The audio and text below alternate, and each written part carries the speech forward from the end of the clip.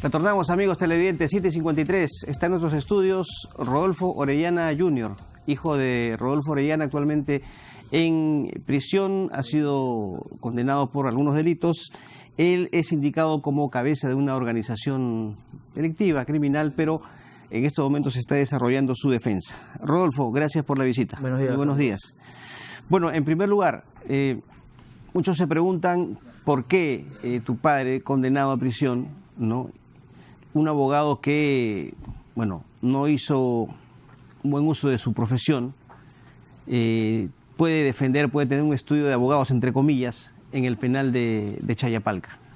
Lo que pasa, Carlos, es que esa es información tendenciosa, porque a la fecha mi papá no cuenta con una sentencia firme, solo cuenta con una sentencia que está recurrida y la Suprema no se atreve a expedir. ¿La de 5 años? La de 5 años, que está recurrida. ¿Sentencia? Pero no es firme, precisamente, está recurrida, ¿no? La Suprema todavía no se atreve a resolver el fondo del asunto.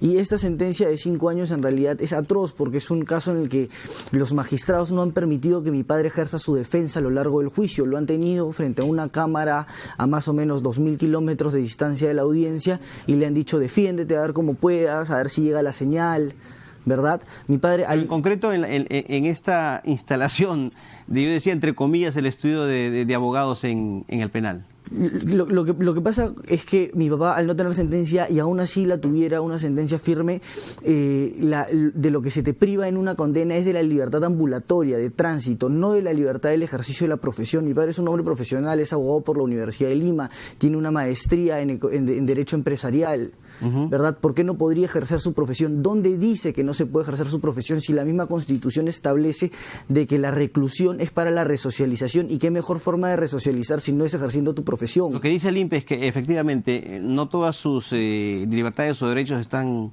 interrumpidos, pero que en este caso debe someterse a las disposiciones del INPE. Lo que dice... El INPE mismo ha dicho que esta es una medida absurda. Lo que dice, que pone en riesgo la seguridad del centro penitenciario. Yo le quiero preguntar al presidente del Instituto, el vicepresidente del Instituto Nacional Penitenciario, ¿cómo se pone en riesgo la seguridad del establecimiento penitenciario? Al contrario, se pone en riesgo la seguridad del establecimiento penitenciario teniendo a mi padre recluido, que es un preso preventivamente por delitos de cuello blanco, en un lugar donde están presos de máxima seguridad, asesinos seriales, violadores de menores de edad. O sea, ¿cómo es que se justifica que mi padre esté preso en un penal ahí? Le dieron un celular eso lo trasladaron. Eso sigue en proceso y fue hace más de 4 años. No hay conclusión sobre ese tema y no le encontraron el celular en su mano, lo encontraron en su pabellón. Okay. A la fecha no se puede demostrar de que el celular sea de mi papá y no se ha podido justificar las razones por las que mi papá tenga que estar en Chayapalca. Mi padre debería estar en Lima ejerciendo su defensa. Mi padre tiene una niña de 6 años a la que no ve hace 4 años. Mi hermana no se acuerda del rostro de mi padre. Pero para ahí... Volviendo al tema del estudio, yo te decía, son disposiciones del INPE que tienen que ser acatadas. ¿Qué disposición dice? El tener, o sea, el trasladar reclusos de un pabellón a otro, para que tus padres los atiendan, los claro, escuche, genera falta de seguridad. Eso lo mismo lo ha dicho el mismo director o vicepresidente del INPE. Pero esa es una oración gaseosa que no tiene contenido. Él tiene que decir cómo es que se vulnera la seguridad del penal al trasladar a los detenidos al cuarto de mi papá para que mi papá despache por ellos por su defensa. O sea, ¿cómo es que se pone en riesgo la seguridad del penal? Eso es mentira, es una falacia.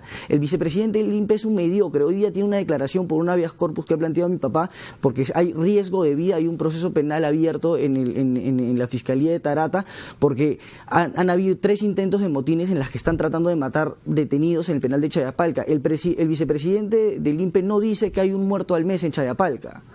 Pero lo que parece contradictorio, repito, es que una persona que está en estos momentos, sea cual fuere la condición, en un penal recluido, ejerza... ¿su profesión? O sea, trate de defender las normas cuando él mismo las ha violado, las ha trastocado. El problema es que todavía no hay ninguna resolución firme que diga que mi papá ha trastocado las normas.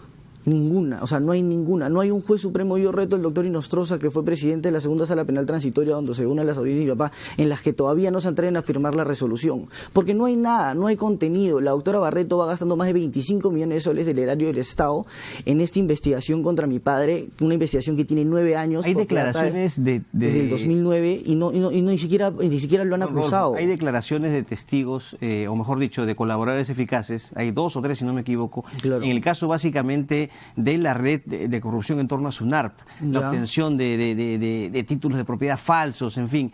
Hay declaraciones y por eso también está siendo investigado. Pero como te repito, está siendo procesado. Está siendo procesado. Y lo más grotesco es que cuando una persona está siendo procesada le tienen que dar su derecho de defensa, porque no está sentenciado, todavía está en litigio la disputa, la controversia. Y para que una persona pueda ejercer su defensa tiene que estar presencialmente, físicamente frente al juez.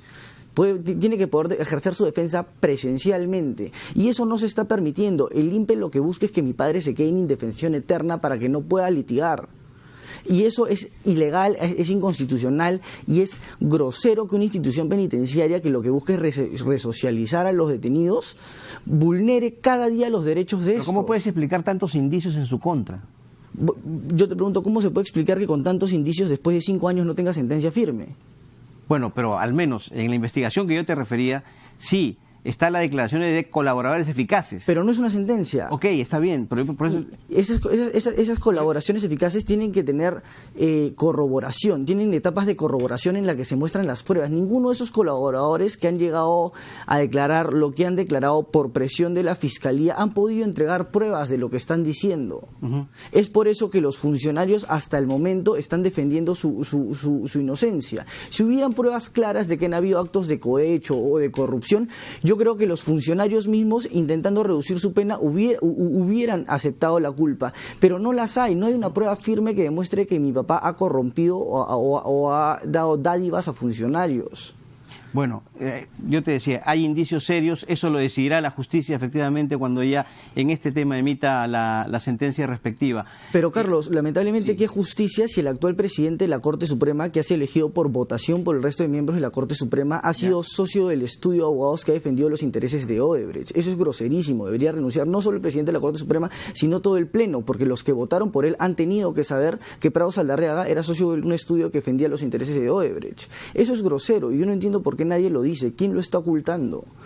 Pero perdón, un abogado puede ser socio de un estudio, evidentemente asume la defensa legal de empresas, sino en ese caso ningún abogado podría ejercer la profesión. Plenamente. Tú eres estudiante de abogado, sabes eso. Plenamente, pero precisamente por el conflicto de intereses que ha habido, él no debería ser presidente de la Corte Suprema. El Pleno de la Corte Suprema ha apañado votando por él y ha permitido que sea presidente de la Corte Suprema, sabiendo que tiene... Pero es un tema aparte de las investigaciones, los procesos a tu padre. Esto, por ejemplo, me parece mucho más grosero que el hecho de que mi papá pueda defender sus derechos estando preso, que es algo legítimo, es algo constitucional, es algo permitido en todas las normas del país. Esas disposiciones de las que el INPE habla, yo le ruego al señor Yaque, como se llame, que nos diga en qué artículo de la norma está, en qué resolución administrativa está. El señor está que se inventa cosas, el señor no sabe qué decir.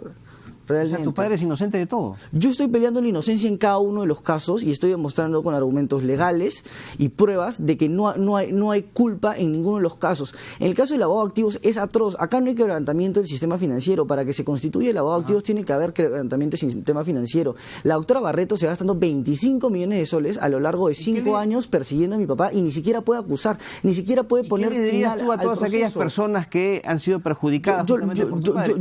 Son cientos, ¿eh? Yo los invito a mi oficina a poder, por favor, entendernos. Ellos muy bien saben cuáles han sido su participación en cada uno de los casos. En la mayoría de casos, nosotros antes de tomar un caso entendíamos el tracto sucesivo y veíamos si era un caso que era viable o no, porque para mi papá era un negocio, no era un juego. Entonces, ¿qué es lo que pasaba? Si tú ves que un caso es inviable, no lo tomas. Si ves que un caso es viable, lo tomas. ¿Qué vas a hacer o qué va a hacer tu familia Tengo entendido que él se defiende... Él se defiende solo. ¿Qué va a hacer si es que se da marcha atrás con esta disposición de, bueno, que ya no puede ejercer la abogacía? Yo creo que no se va a poder dar marcha atrás porque no hay argumento legal ni material. Plantearé más habeas corpus, no me queda otra. Tendré que recurrir a los mismos mecanismos que me otorga la norma. Internacional, en algún momento se habló de ello. Son una burla las instancias internacionales. La Corte Interamericana de Derechos Humanos solo responde a intereses de ciertos grupos de interés. Bueno, Rodolfo, muchas gracias por tu visita. Vamos a estar pendientes justamente de esto, en una situación que ha generado de verdad, polémica y hasta, diríamos, desazón. Yo he exigido mi derecho a réplica a Perú 21, que son los que han sacado esta noticia, y es una vergüenza lo que hace Garrido Leca y Cecilia Valenzuela al no permitirnos defendernos. Bueno, muy bien, Rodolfo. Nuevamente muchas gracias. Por tu visita. Bien, amigos, 8:03 de la mañana, ha sido el hijo de Rodolfo Orellana, le hemos dado justamente este espacio para su descargo. Hasta aquí llegamos. Muchas gracias por su gentil compañía, amigos televidentes. Viene ampliación de noticias con todo el acontecer noticioso y luego se quedan ustedes con las centrales de información. Muy buenos días, gracias. Hasta mañana.